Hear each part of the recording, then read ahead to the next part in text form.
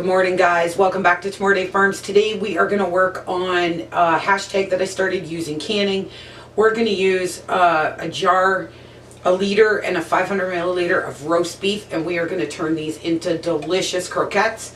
If you don't know what croquettes are, they are a Dutch bitterball, but I'm telling you right now, they are amazing. So we're going to cut the cooking time in half and use our canning, and I'm going to show you guys how we're going to get it all going.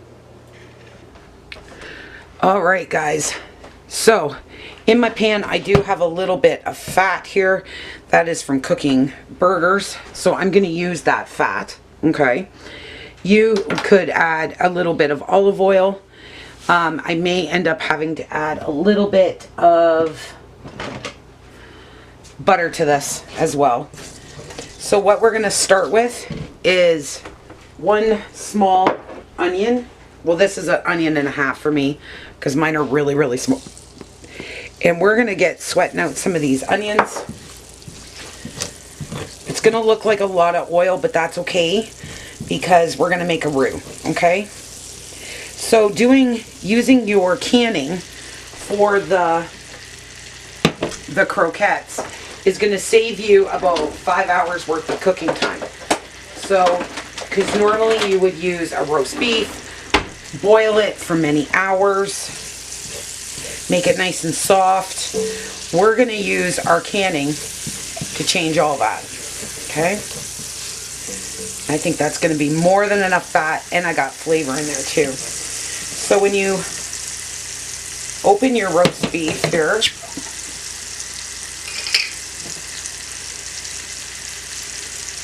all my salt and stuff stayed on the top. That's okay. I'm going to save the juice. You will need a little bit of broth. If you're starting with some leftover roast beef, you can do that as well. So many different ways, and this is such a good meal. So now I'm going to add, fork, guys. You're going to start adding your roast beef to the pan. I'm going to turn this down a touch here. The white stuff you're seeing is fat from the roast beef. And that's just going to break apart.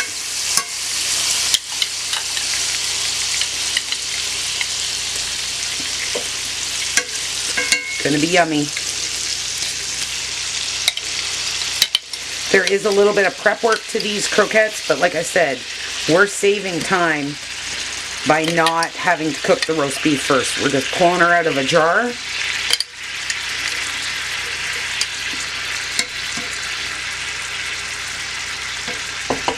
And that's going to save us tons of time.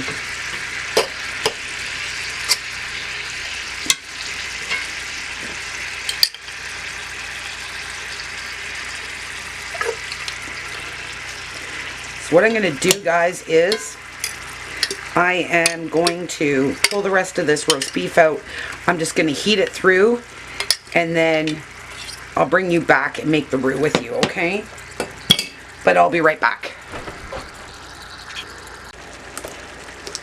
Alright guys, so now what I'm going to do is add a couple tablespoons of parsley to this. Stir that around. I'm going to break up the beef as I go.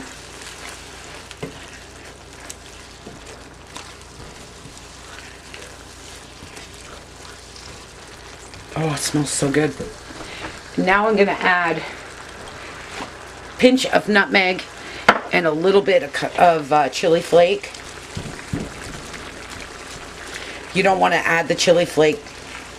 Don't feel like you need to. So I have the liter and the 500 milliliter in this pan. Now I'm going to make a roux. Just going to move that to the middle. I'm going to put a 1/4 cup flour in there, and I'm just going to slowly incorporate it. And I do have juice in one jar here. But got to cook out that flour first.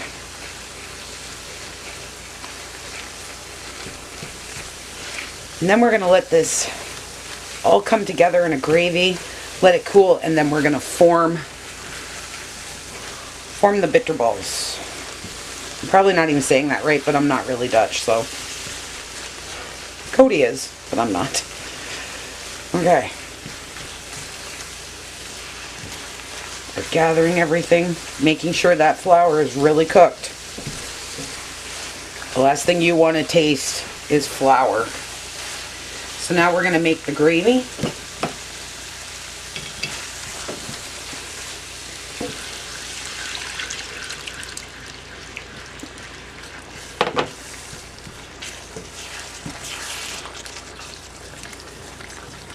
And we're just going to heat that through until it's nice and thick. And then we're going to shut it off and let it cool. And then we'll form the croquettes, okay? I'll be right back. Alright guys, so what you're going to want to do is take your saran wrap, okay? Place it on your counter. And I've kind of already started, because I'm freezing a bunch of these as well. And you're just going to want to lay it in like a log formation. You're going to want to take your plastic wrap, go over it, and thin it out like so. Roll it. And then we're going to pop these in the fridge. So you're going to want to grab your two ends and gently roll them. Okay, roll it again, gently. Tie them in a knot, one at either end. Pull.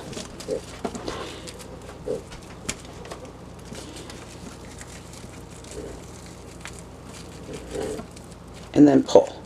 So you end up with like log form. Okay, I'm going to finish my little bit up, get these in the fridge. They'll set in there for about an hour or so. So what we're looking for is for this to all kind of cool down and form into that ball, and then we can actually shape it a little bit better. If you don't want to do it this way, you can do it this way. Just kind of tuck it on either end. I did it two different ways. And we will get these croquettes started. Alright guys, so here it is after it sat in the fridge, okay? And so if you look over on the cutting board, I kind of already started, because I am putting some of these in the freezer as well for a quick meal. So I'm going to show you how I roll them. Everybody is a little bit different. This is how Cody's Oma did it. Once I get into it. She would actually not do this part. She would just throw it in a bowl and cover it in plastic wrap. I just found this is a little bit easier for me usually.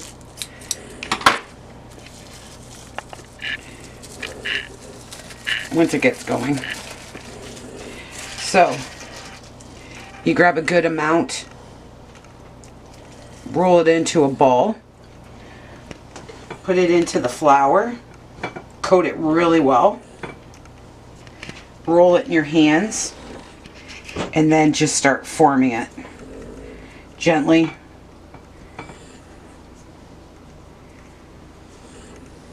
Like so. So there's your croquette. Grab your fork, roll it in the egg. Okay. Take off the excess egg, put it into your breadcrumb.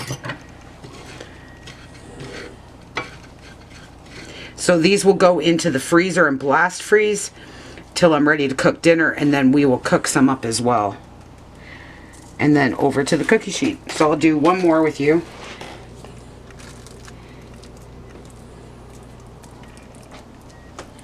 Roll it in your ball form. Okay. Roll it in the flour. Start manipulating it to where you want it to be.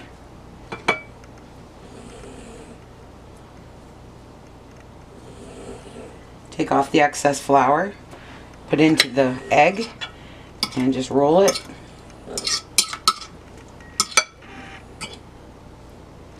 Like so. And then into the breadcrumb. And that's it. So now I'll finish these up. I'll pop these into the freezer. And then we will fry them up for dinner. I'm just got to peel some potatoes and stuff, so. And then we will make you guys a plate.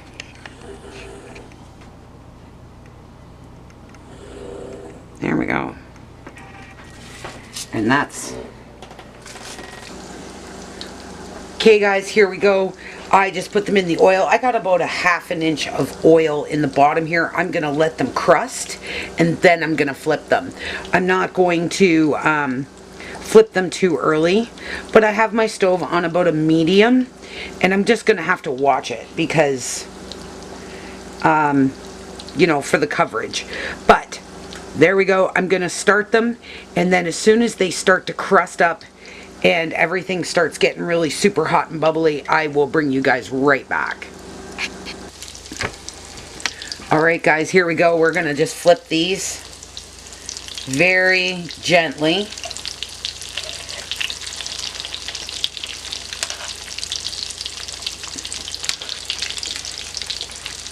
And this is how I look at my canning, guys. What can I make from it? The ones around the sides just aren't ready yet, but the ones in the middle are.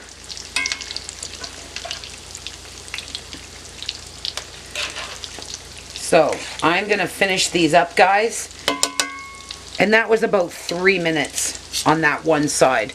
But these ones here are just not quite there yet, so I'm going to wait. And then I will bring you back when I'm pulling them out of the oil. Alright guys, here is the final croquettes here. I know they're a little labor intensive, but you know what, if you're looking for something different to have for... Alright guys, so here is the croquettes. We have salted pork, green beans, and some mashed potatoes. And we're going to sit down to a really nice dinner. But I just wanted to show you guys a different way to do your canning, or use your canning, and I hope you guys like it. Please don't forget to hit that subscribe button, ring that bell to all, and don't forget to like the video. I hope you guys have an awesome day, and I will see you super soon. Bye.